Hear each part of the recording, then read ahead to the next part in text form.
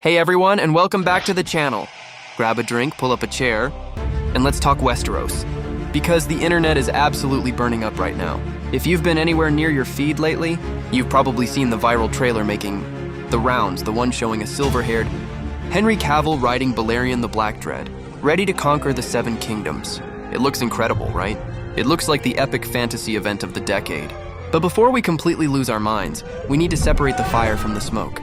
Today, we are breaking down the ongoing gist about the brand new Game of Thrones movie, Aegon's Conquest, and getting to the bottom of these massive Henry Cavill casting rumors. Let's start with the absolute, undeniable facts. As of this week, straight out of the CinemaCon presentation in Las Vegas, Warner Brothers has officially confirmed that this movie is happening. It's currently working under the title Game of Thrones, Aegon's Conquest, and it's officially part of their 2027 and beyond theatrical slate. Yes, you heard that right, theatrical. For the first time ever, Westeros is officially leaving the realm of television and heading to the big screen. Now, let's address the massive, dragon-sized elephant in the room, Henry Cavill. Is the former Superman and Geralt of Rivia actually playing Aegon the Conqueror? I hate to be the bearer of bad news, but that incredibly convincing trailer you saw, it is 100% fake.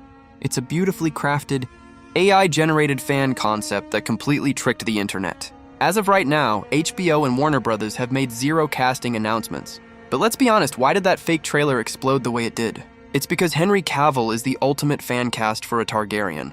He already proved he can rock a silver wig and swing a sword in The Witcher, and he has that commanding, larger-than-life physical presence you absolutely need for the man who forged the Iron Throne.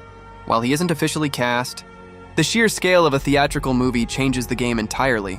Television budgets, even HBO budgets, have limits. But a blockbuster film? That attracts A-list movie stars. It is highly likely that casting directors are paying very close attention to the fan reaction right now.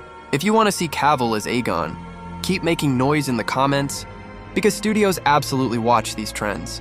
But I promised you guys some details that aren't being talked about in the mainstream headlines. So let's dig a little deeper. Everyone is hyping up the dragons, and don't get me wrong, seeing Balerion, Vhagar, and Meraxes on an IMAX screen is going to be jaw-dropping. But the biggest challenge for this movie isn't the CGI, it's the script. The script is currently being written by Beau Willimon, who created House of Cards and worked on Andor. That is a massive clue about the tone of this film. You see, this story is based on George R.R. Martin's Fire and Blood, but here's the catch. That book is not a traditional novel. It is written as a historical textbook by an in-universe maester. It reads like an encyclopedia. There is zero internal monologue, no intimate dialogue, and no clear point of view. It just lists historical facts. That means Beau Willimon has to completely invent the intimacy, the private conversations, and the actual personalities of Aegon and his sister wives, Visenya and Rhaenys. They aren't just conquerors. They are complex, flawed humans carrying out an aggressive political campaign. Willimon has to turn a textbook into a character-driven drama. Furthermore, turning this into a movie is a massive paradigm shift. Game of Thrones has always thrived on duration, on seasons of slow-burn politics, alliances and betrayals. You simply cannot fit the entire conquest of Westeros into a single 2.5-hour movie without aggressively compressing the timeline. Industry insiders are already whispering that Warner Brothers might be looking at this not as a standalone film, but as their own Dune-style contemporary epic trilogy. If this movie succeeds, we aren't just getting one film. We are getting a multi-part cinematic saga. Think about the dynamics at play here.